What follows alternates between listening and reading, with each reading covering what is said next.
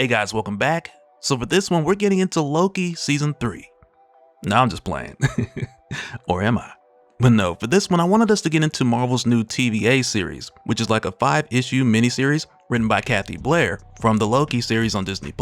So I wanted to cover this on the channel because for one, she's more than proven herself to be an amazing writer, but also I'm really curious to see where this goes, with it blending elements from the Loki series as well as Deadpool and Wolverine in a way that merges the TVA from Marvel Comics with the TVA from the MCU. So with that said, if you're enjoying these videos, be sure to drop a like, subscribe if you're new to the channel, and don't forget to hit that bell up top to get all notifications.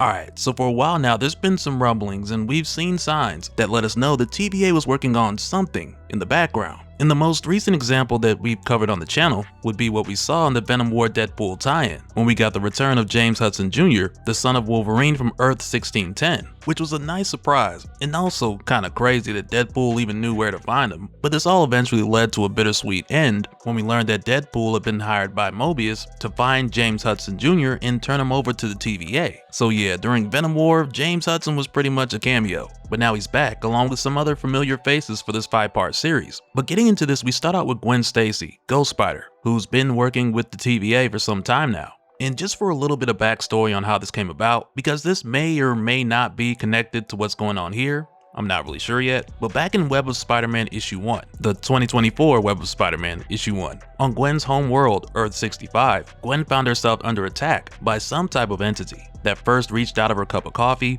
only to later turn into a bunch of talking crows who were telling her to give in and that she can't keep running, until she was suddenly saved from Ouroboros from the TVA, even though this was recommended against by Mobius. So for a while this placed Gwen Stacy on Earth 616, where she was supposed to be laying low under the identity of Lisa Rogers, but this didn't last too long before she was discovered and the cat was basically out of the bag. So eventually, to avoid questions, Gwen signed up to help launch the quote-unquote new and improved TVA, which is really quite a mess after everything that's happened recently, and we see a bit of that lingering tension when Gwen's helping Miss Minutes do a recording for new recruits, and she tries to get out of it by yanking in Mobius to take her spot. Because prior to this, Miss Minutes already asked Mobius to do it and he said no. So he more or less tells her the reason why is because you went rogue and tried to kill me and everyone else in here, and you juiced a bunch of my colleagues. So Miss Minutes tells him, you know that was an unfortunate coding error. B-15 said we need more recruits. Come on, we have a serious PR problem.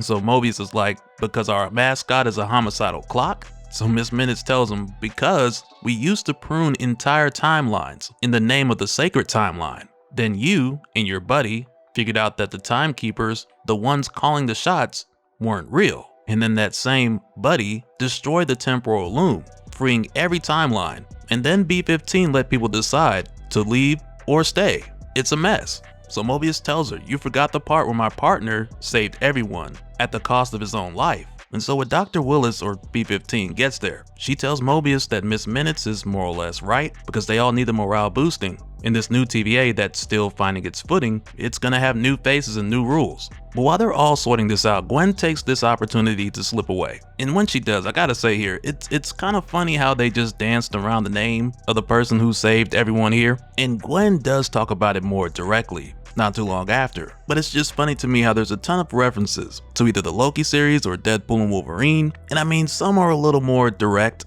than others, but they lead to moments where you can definitely see where it's bringing everything together, because the hints get way more conspicuous as this continues, because just after this we see Gwen make her way to Loki's statue, and based on what she says here, you can tell she's been brought up to speed on what happened with the Loki variant that was previously here, as far as what Obi and the others know. Because while she's thinking about her situation and how she can't go back to Earth 65, or not yet at least, she says, for all anyone here knows, I don't have a place on the timeline anymore, but Obi and I know the truth. I'm hiding here, and since I don't do quote-unquote lie low very well, we figured I might as well be useful, and it's all because of that guy, Loki, or a version of him anyway. He has a whole story here. I don't have the page count to go into it all, but he saved this place and no one has seen him since.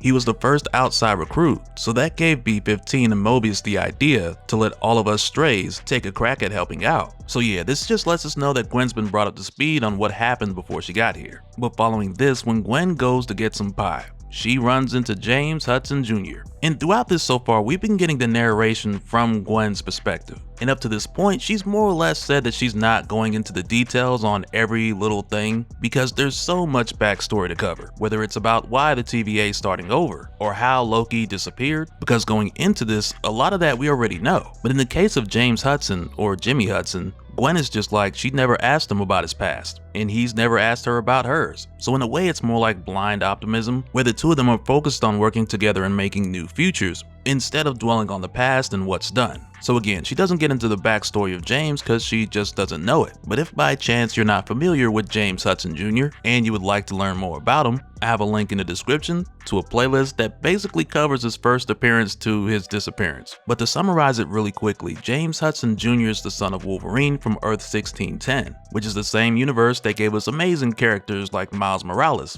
and the Maker.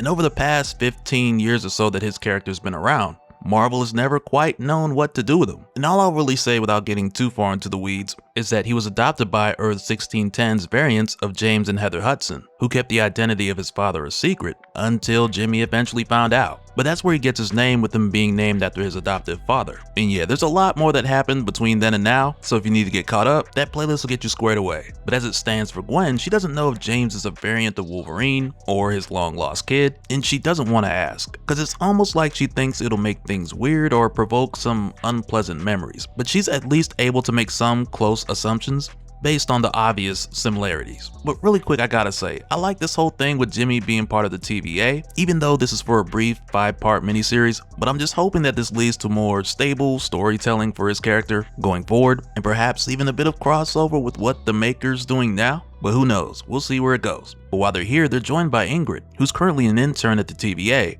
though Gwen likes to tease and call her the favorite TVA agent, which then leads to James telling Gwen that she's had too much sugar and he's got a cure for that, as he sticks one of his claws into her pie. Which, first of all, if anything comes out of somebody's body and goes into my pie, hey, that pie is yours, big dog. And it's funny because Gwen's like, you know what, we need to bring those prune sticks back, even if for a limited time, so she can use one now. But it also makes you wonder what's really going on with the dynamic between these two. And shortly after this, things pick up when they get called in to R&D. So they head over to meet up with Captain Britain, Peggy Carter, B-15, Mobius, and OB. And when they get here, Peggy gives them the breakdown on what they're dealing with, which sounds a lot like what Gwen was escaping from Earth 65. Because Peggy goes on to tell them something strange is happening. People are experiencing really intense, I don't even know what to call them, panic attacks. They're going into trances and seeing their worst fears come to life in front of them. And she goes on to say that this isn't just happening to one timeline, it's happening in dozens of them. And that number could be higher for all they know because it's growing every day. And people are calling it the madness.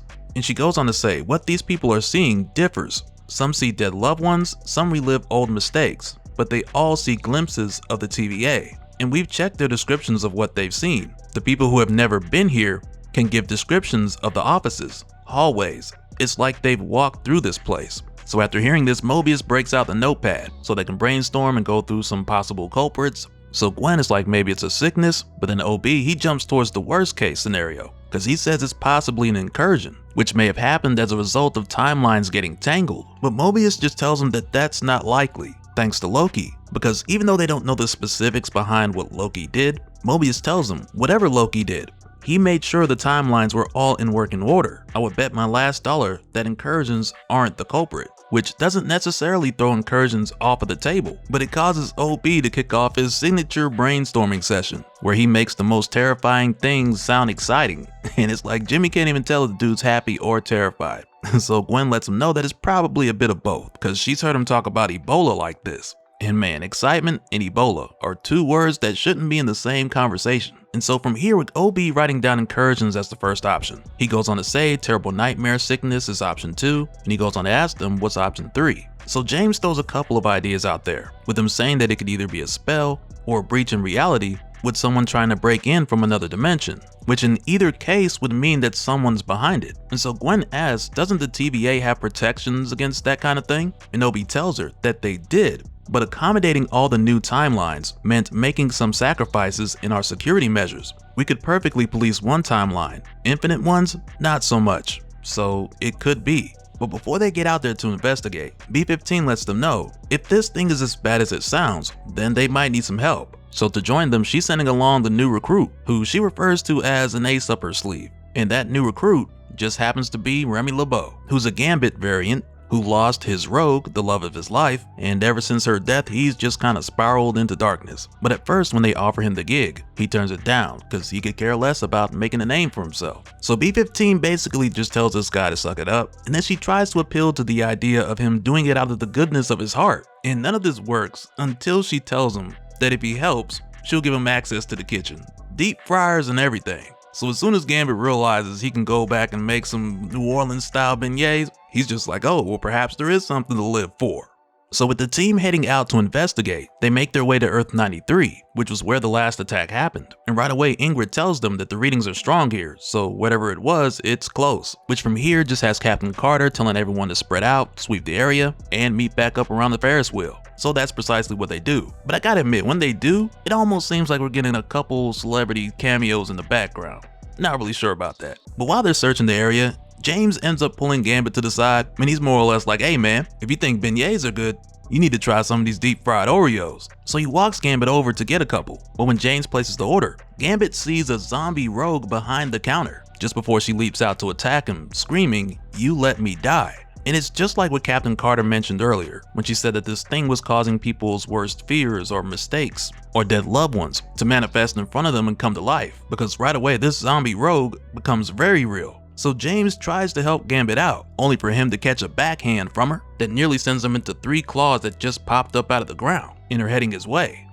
Which leads to him being met by Captain Carter, who's being chased down by zombie Nazis. So it just gets really chaotic really quickly, with all of these different manifestations colliding and coming after them in this one place. And we see things escalate for Gwen too, because just leading up to this, while she was investigating in the mirror maze, her communications went down like a 90s horror movie. And in her case, when these manifestations start showing up, it begins with Peter asking, "What's your game plan here, Gwen? Just stay off the timeline so you can't hurt anyone," followed by Miles saying there's nowhere you can go where you won't break things. Just before the glass breaks, she finds herself being chased by Ben Rowley, Jessica Drew, and countless others just before she finds Ingrid, and the two of them are able to get outside where it's already going crazy. So as soon as everyone regroups, they head through the time door and get back to the TVA. So when they get back, Doc Clock just takes a look at them and recommends that they all get some rest before they head back out or go anywhere else. But now that they've encountered this thing firsthand, they're certain that there's a someone behind it, with it having access to their personal demons. And this has Ingrid like, well, who has access to demons?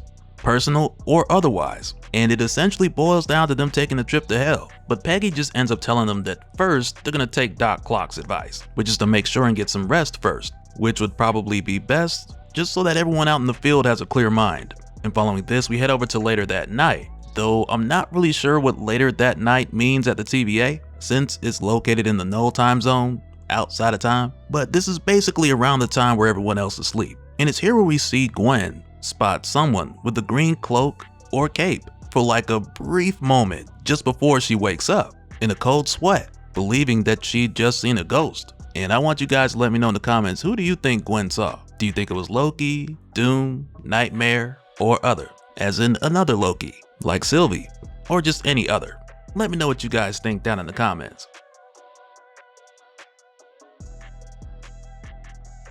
And so now real quick, I want to give a special shout out to all the patrons. Thank you guys for all of your support. And for anyone who's new here, who wants more information on how to support the channel, I got a link below where you can go to patreon.com/DopeSpill. But that'll do it for this one, guys. Let me know your thoughts down in the comments below, and we'll do it again on the next one. Alright, later.